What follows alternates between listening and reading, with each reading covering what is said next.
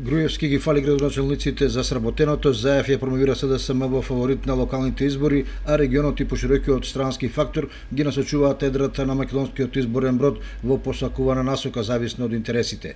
Кога кон тоа ќе се додаде и прилично наелектризираното гласачко тело кое во изминатите 2 години на криза сериозно се наостри, тогаш за очекување дека на 15 октомври државата ќе ги има најжестоките и најнеизвестните избори од 90-те години наваму.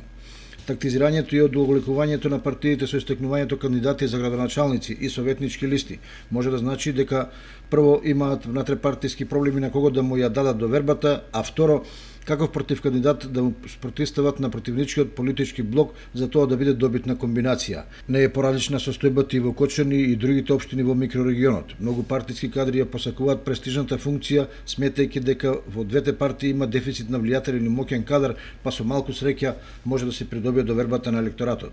Во тие амбиции не ја гледаат реалноста, туку личните претензии и тоа по секоја цена. Токму затоа денојве фреквенцијата на сообраќајот кон Скопје и назад е значително зголемена, бидејќи едни одат во партиските врхушки да лобираат, други да клеветат, трети да промовираат нивни луѓе.